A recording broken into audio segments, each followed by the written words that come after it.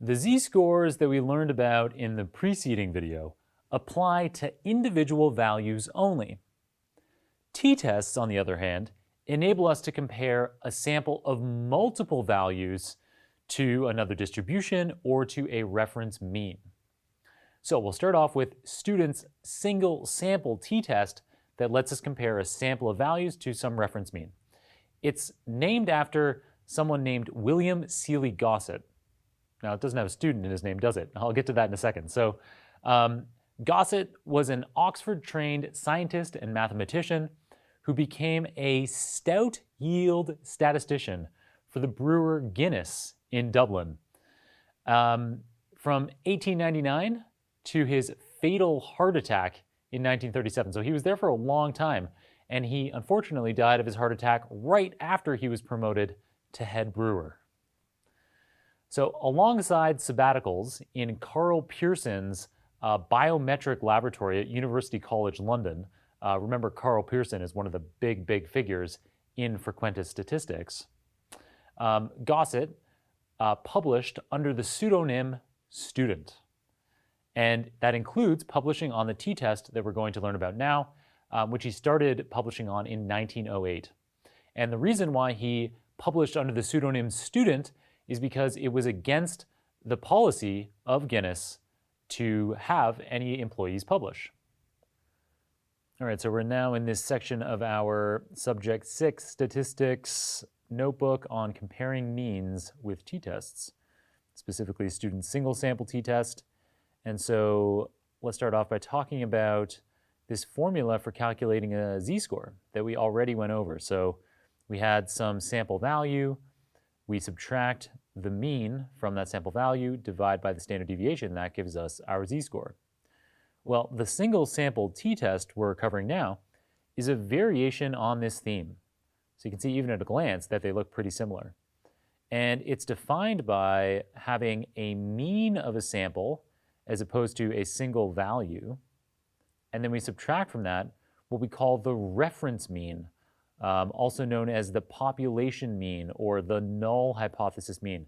So this is just some mean value that we have as a reference point that we're benchmarking our sample mean against.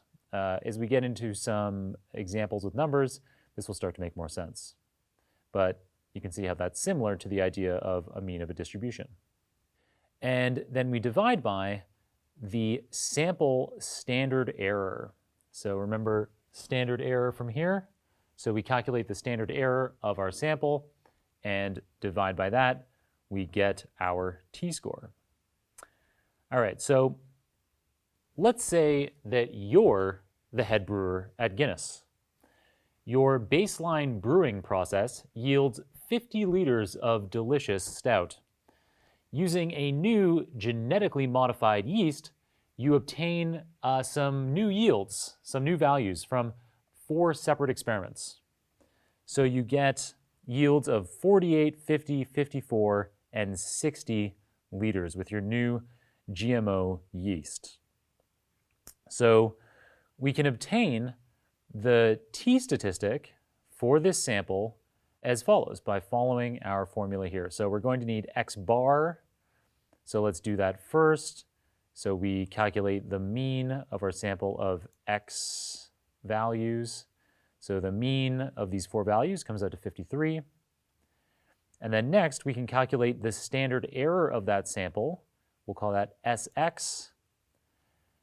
And that's everything that we need. So recall that our formula is x bar minus mu divided by the standard sample error. So x bar minus our reference mean. So in this case, our 50 comes from this baseline of an average of 50 liters of stout yielded by our usual process. So yeah, so we subtract 50 from x bar, divide by the standard error of the sample, and that gives us our t-value. So simple enough, not too different from the way that we were calculating z-scores earlier in this notebook. We can now convert this t-value into a p-value using Student's t-distribution. So this is similar to the normal z-distribution that we were using earlier in this notebook, but it varies based on the number of data points in the sample. So the shape of the distribution changes depending on how many data points are involved. So you can click through here to get more detail, but we're not going to worry about that detail here. It doesn't matter too much for being able to apply this technique or its relationship to machine learning. So in the same way that we built a P from Z method earlier in this notebook, we'll now build a P from T method. And it's pretty similar to our P from Z method. It has an extra argument corresponding to the number of data points that we have in our sample. And then instead of using the CDF method for the Z distribution, we're using it for the T distribution. And so you can refer back to the way we did P from Z, and you'll see that we had this Z.CDF method, and now we're using T.CDF. So we're using a different distribution for our cumulative distribution function. And the CDF for the T distribution, we pass in not only the T value, or previously we were passing in the Z value, but we also pass in our N, and we subtract 1 because of this degrees of freedom concept that I keep dancing around. And so I've been telling you that typically the degrees of freedom doesn't matter with machine learning datasets because once our sample is quite large, it doesn't make much of a difference to the calculations. But right here, our sample is only 4. And so this subtracting by 1 or not does make a difference here. And I do have more coming up on degrees of freedom in a second. So we'll finally start to learn a bit about what that means. But let's define our method here, and then we can call it. So for example, here we have our T value. So we'll pass that in here. And we have N. This will come out to 4. The length of our vector x is 4.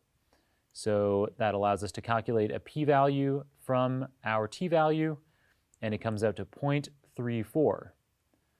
Now, you'll remember from the exercises earlier that this is above 0.05, so this is not a statistically significant p-value. And so that means that our values here, our sample from our GMO yeast, does not vary significantly from our baseline process. So there's no evidence at this point with the data that we've collected, there's no statistically meaningful evidence that this extra yield, this extra 3 liters that we're getting with the GMO is meaningful. So it's pretty likely, there's a 1 in 3 chance, 34% chance that we would get a mean of 53 by chance alone. And so this doesn't satisfy that statistical significance threshold where we only consider results to be significant if there was a less than 1 in 20 chance, a less than 0.05 chance of it occurring by chance alone. All right, so finally, an illustration, an explanation of degrees of freedom.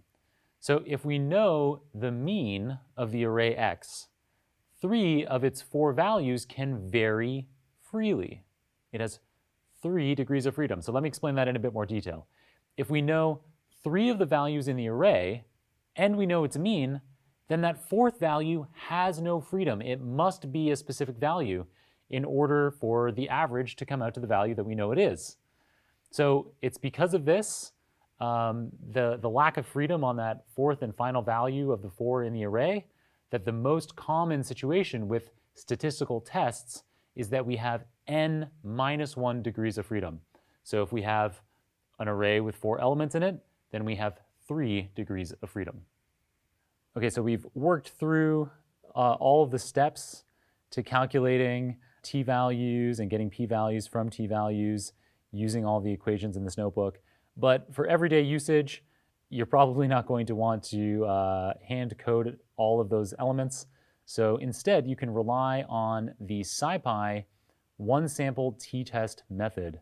So into this method, all you need to do is pass in your vector of 4 values, in our case, pass in your vector, your sample of values, and then also your reference mean, which in our case was 50 liters.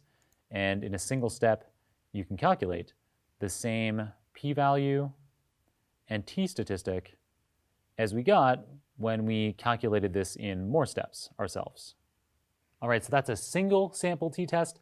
Up next, we have a t-test to use when you have two samples that you want to compare against each other.